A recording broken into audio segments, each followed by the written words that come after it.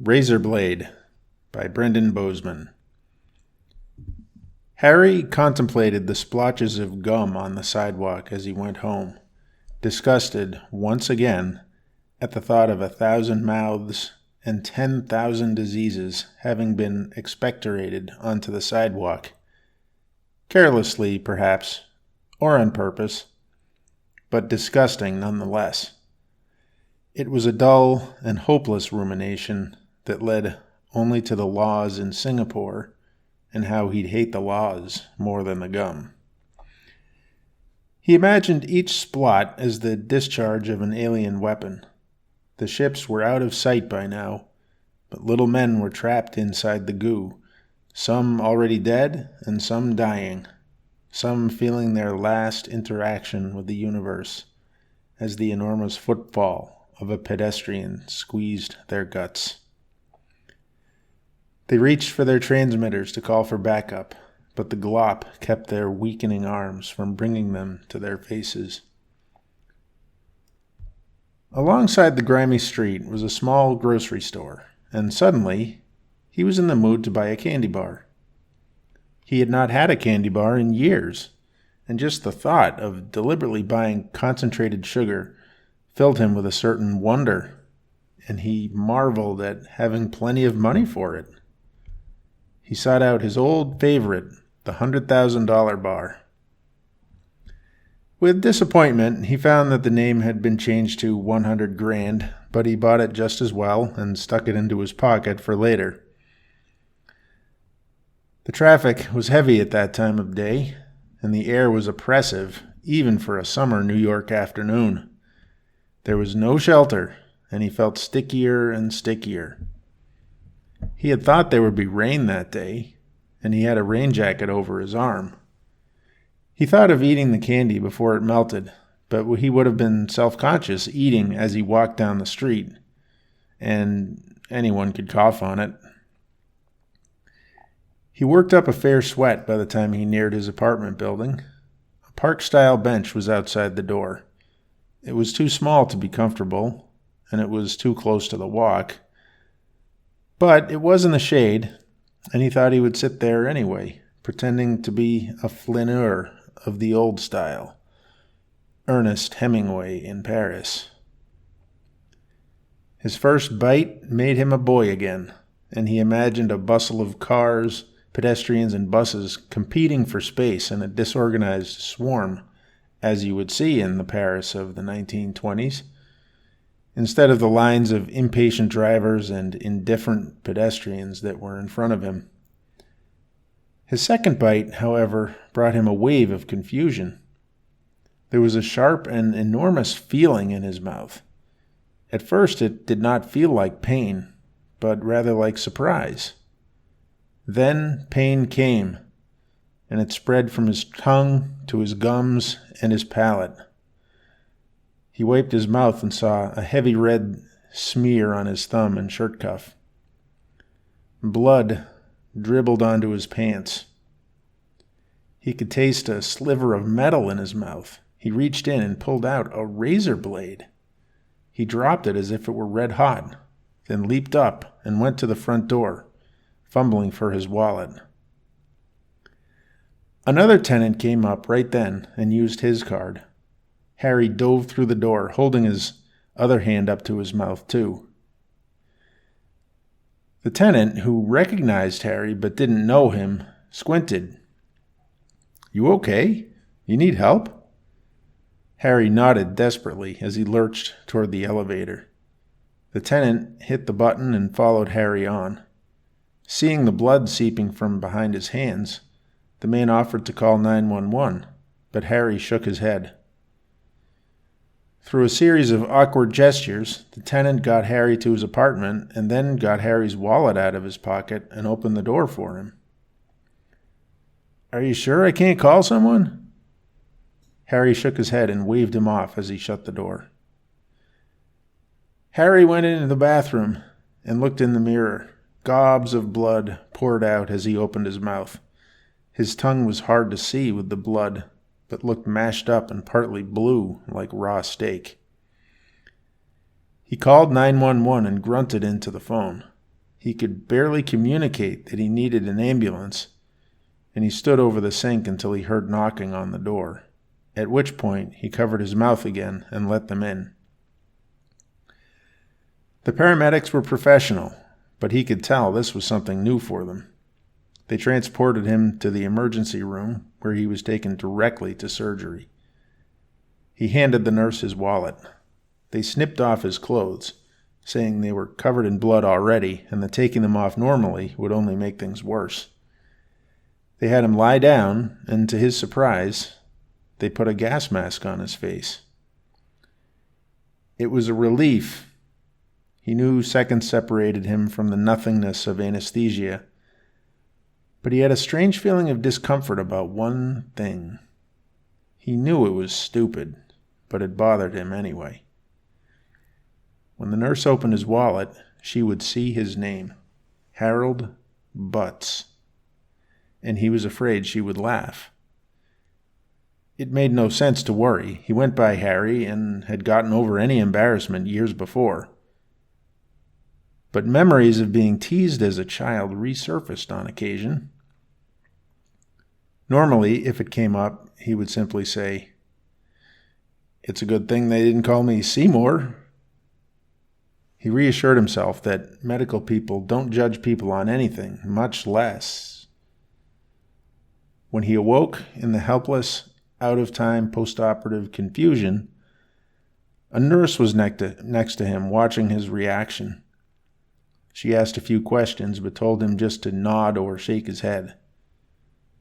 He had a cut on his tongue and shouldn't move it. Harry was embarrassed again, and this time not because of his name. It was that he had gotten cut by a razor in his candy. He had actually lived out an urban myth, and it had damn near cut his tongue off. He was pretending to be a kid, and then the stupidest, scary story for kids came true.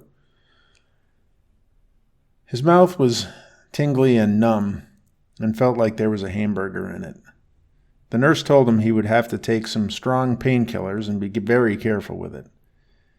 He would have an all-liquid diet for at least 1 week.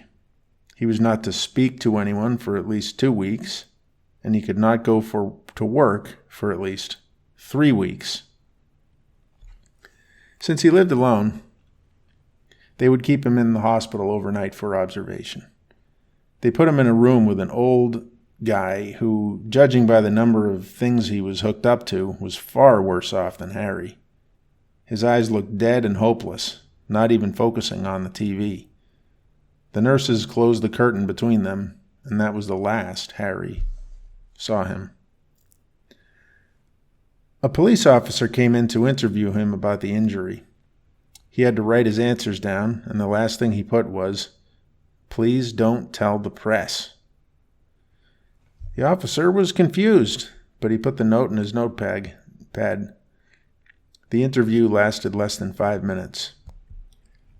After that, he was left alone to struggle with the remote and the needlessly complex selection system for the TV. He saw the nurses only when they came to take vitals. Noise was persistent, and the night seemed to go on for days and days, which was probably due in part to the power of the drugs they had given him.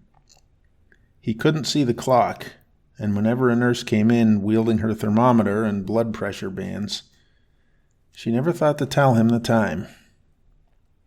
Finally, gray light entered the room. He was given a liquid breakfast, and he was allowed to go. His mother was there. She had not called him because her phone had died, and she hadn't realized it until after 11 p.m., and at that time they told her she could not speak to him. She took him to her car. She wanted him to stay with her, but he knew if he did, he would have to tell her again and again he was okay. And he wrote in all caps that he wanted to go home. To him, it would be hell either way, and he preferred to live his hell privately. She agreed, but she arranged 3 meals for him and made sure he had blankets and the remote. She also answered his cell phone a couple of times. Reporters were calling him, and she said he was not available for comment or pictures. Harry was glad she said no pictures. There would be no story without pictures. Harry's first action after being left alone was to darken his room as much as possible, lie down, and stare at the ceiling. He watched no TV and did not even look at his phone. He wanted only to separate himself from the previous day. His only activity was to try not to check the time. The throbbing in his tongue was insistent, and he longed for another Percocet. He found if he checked once, he would check 100 times. So he set an alarm and waited. He wondered if he would be able to talk after all this. He wondered when the police would contact him to update him on his case. He had his laptop on the coffee table and kept an eye out for an email. At 4 o'clock, he finally broke and sent an email himself. To whom it may concern, I hate to bother you, but I wondered if you had any news about what might have happened with this incident. Would you please inform me as to who will be investigating this case? Also, I was wondering if it is being classified as an assault. He watched TV then, though he was afraid he would find news of himself. There was a mention of it, and there was an interview with someone else who had found a razor but had not bitten it. Harry's heart leapt to know he was not alone. The witness said, "So I saw the packaging was ripped and thought, what kind of idiot would think someone would actually bite into it? I mean, I could see the razor sticking out of the chocolate." Mention was made that there had been another victim, but Harry was not named. He turned off the TV and stared at it. He wondered why the reporters had kept trying to contact him. Now he wanted to defend himself, to tell them that no, it was not so easy to see the razor. He picked up the phone, 4 messages. He tossed it back onto the coffee table, dropped back onto the couch. It was just as well. He would only be ridiculed if he appeared. He concluded he better do something worthwhile to keep his mind off things. He settled on improving his typing. That was always a good idea, especially if he wouldn't be able to talk anymore. But he didn't want to think about that. His mother called back. He texted back. I think it should be clear that I cannot speak over the phone, but yes, I would appreciate lunch. She came over to make a smoothie for him, and he wrote down for her how he had contacted the police that day, yet had heard nothing.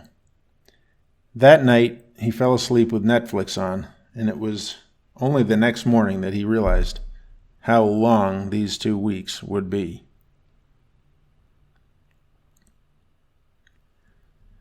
The next afternoon, he finally heard from the police. They called, and the conversation was awkward, to say the least. The officer couldn't understand anything, but said they were doing everything they could to find the person responsible. After all, this could happen to a kid.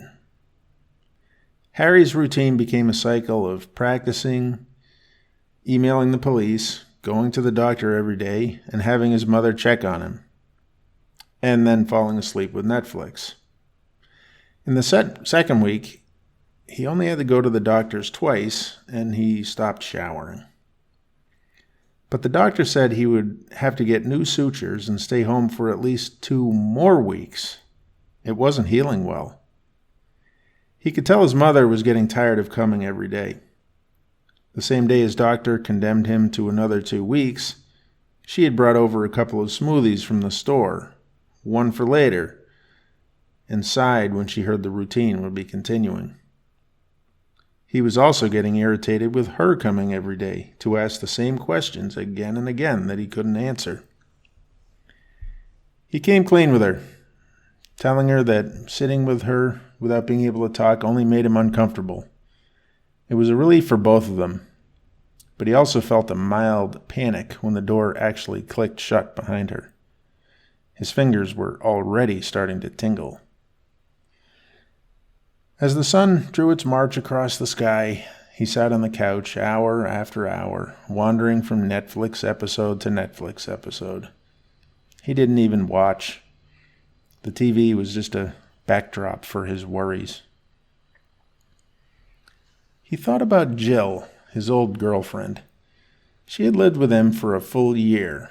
A crazy year, yes, filled with her impossible irresponsibility with money, her pot smoking, her late hours, her failure to plan or follow through, but also her spontaneity and spark for life. But the spontaneity was also irresponsibility. She wouldn't work. She couldn't hold a job. She would lose money, actually lose it, or so she said. She would overspend on her credit card and cover it up. She did nothing to clean up or get food or make dinner on days she was home. She texted people while they talked and thought it was cute. There had been other girls that were so much nicer. His anger solidified into what felt like a mass in his mind, as palpable as if she were standing before him. Yet as he grew angrier with her, he also started to think about his own failures. Perhaps if he had earned more, things would have been smoother. But that would have meant being a better employee, and he took some pride in being a rebel. In fact, that's why he had gotten along with her so well in the first place. Not so fast, Harry, he thought. She would have spent all your money and played the pauper had you brought wheelbarrows of money home for her. But he could have taken it in stride more. They had fun when they were happy, and after all, being happy is a choice. Maybe he wasn't enough for her in bed. She certainly said so often enough. And maybe he talked about work too much and shouldn't have worried about things so much. But you can't just ignore your worries, he thought. They'll only get worse.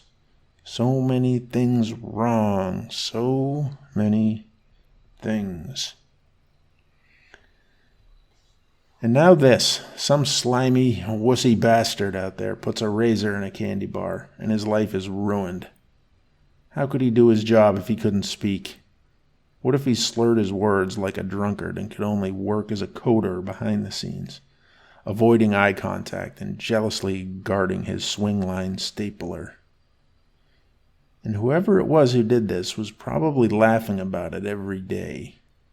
He was probably saying, I wanted to get a kid, but this is so much better.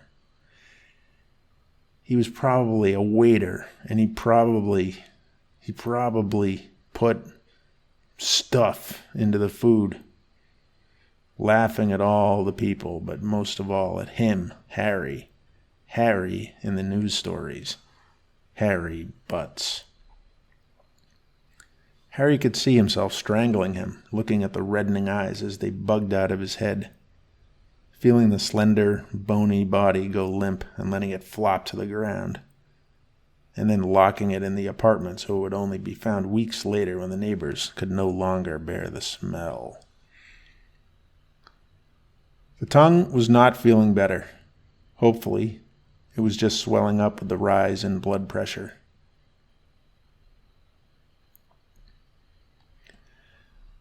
But after the next 2 weeks, he had to get new sutures again, along with a less drastic procedure, but one that required anesthesia, and he was home again for 2 more weeks. And after that, even he could see how he was turning into a rumbling, overheated volcano, only one heaving bubble of lava away from releasing the full blast of his rage upon, well, everything, but most of all, the bastard who put the razors in the candy.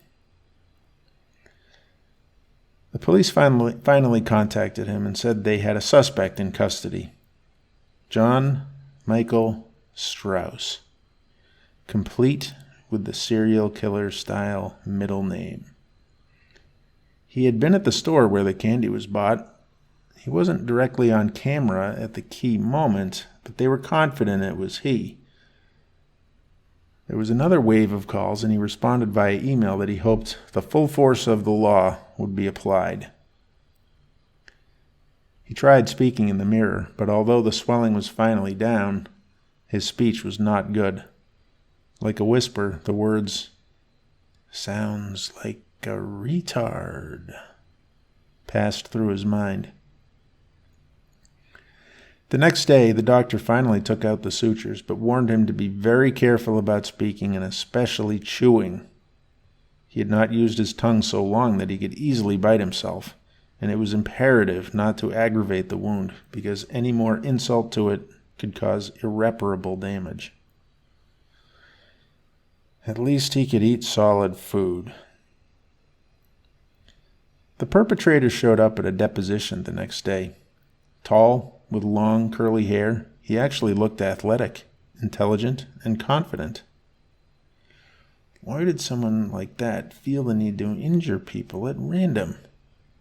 What possible joy could he get out of that? Harry knew one thing. Something had to be done, and he bombarded the police and the state prosecutor with emails. He noticed how much faster he could fire them out. After all, his practice typing. His first day back at work, his colleagues treated him with slight impatience after a period of solicitude had come to an end. It brought back one of Harry's less savory memories. He watched a talk, perhaps a TED Talk, online by a teenage boy who had been bullied for years. He spoke about how he had overcome it and started a new life with hope for the future and a renewed sense of self. The story was fine, taken on its own terms. The problem was, Harry could see why the kid had gotten bullied. He had a strange way of talking. He would say things as if in a foreign accent that you couldn't quite identify, most noticeably with words containing the letter L, like rolling. He would say rolling, not rolling. Also, he said things like cunt, not couldn't. And his voice had a flat tone to it, as though he were partially deaf. The desire to berate him, just generally despise him, bubbled up in Harry. He knew exactly why the kid was bullied.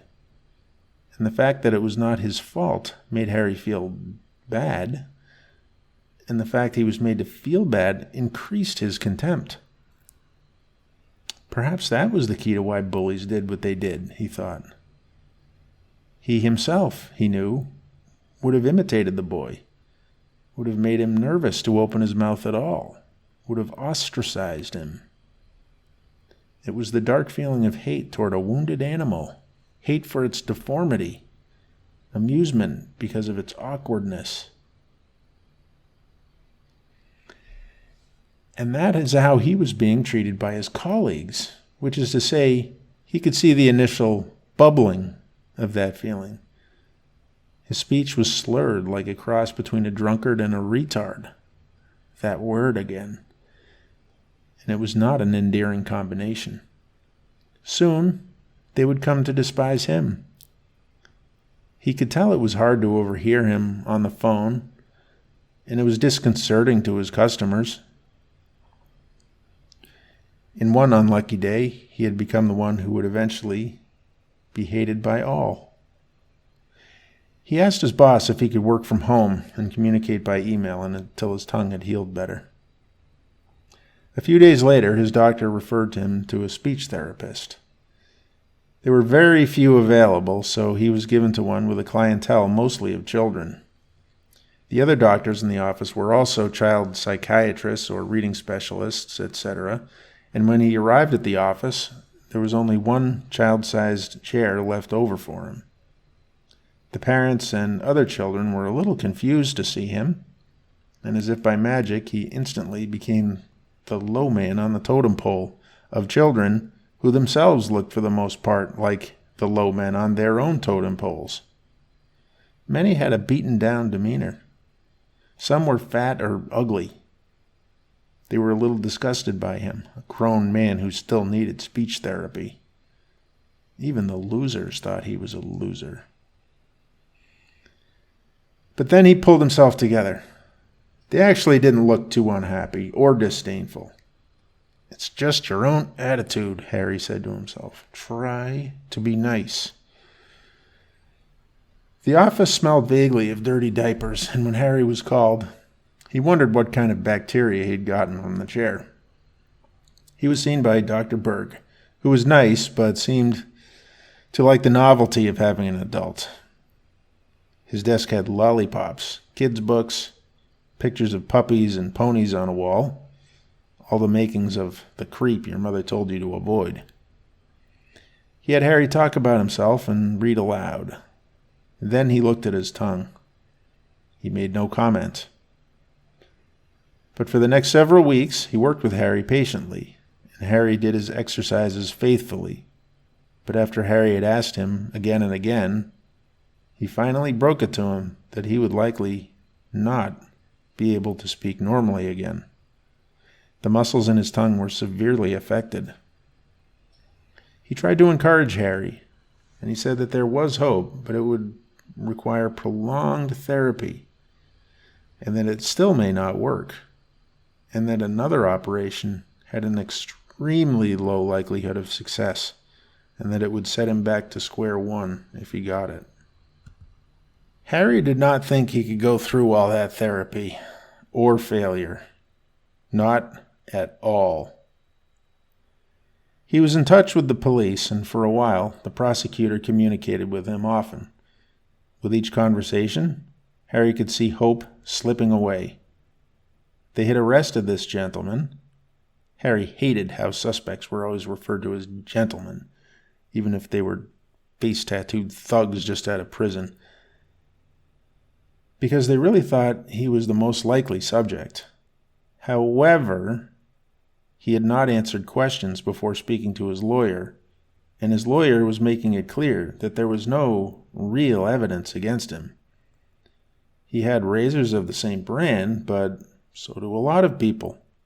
He went to that shop, but so do many others, and the camera did not show him doing the deed definitively. You see, Harry, we have to prove beyond a reasonable doubt that he did it. I know that, said Harry, clenching his teeth. Do you think I'm an idiot?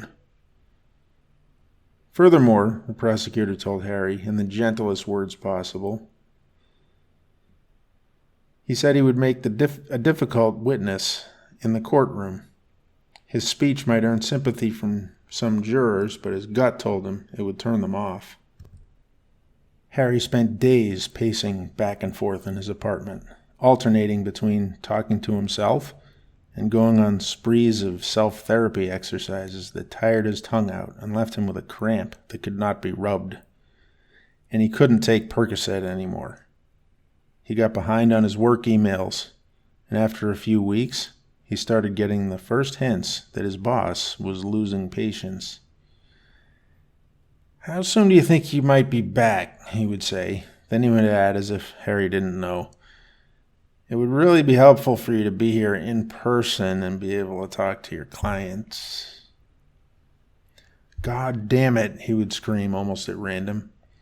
One small moment of nostalgia and his life was slipping toward loneliness and bankruptcy and despair and homelessness and rejection. Even the bums would laugh at him at this rate. Sometimes he fell to his knees and cried. He took to going to the police station in person to ask about the case, and he got the same answers each time. The only thing that changed was the increasing annoyance the prosecutor and detectives showed for him. They would keep him waiting inordinately long, and when they met him, it would be standing outside their offices. But in spite of the maltreatment he felt, he did get certain pieces of information about John Michael Strauss that were very helpful. He had no one at all to help him make bail. He had had several misdemeanors and a few break-ins and drug crimes. He was also violent and erratic in the jail, which made it difficult to release him on personal recognizance, even with the judge's increasing sympathy for letting him out, since the case would be unwinnable anyway. Harry also learned where Strauss was being held, and he further learned that he would be going for a bail hearing soon.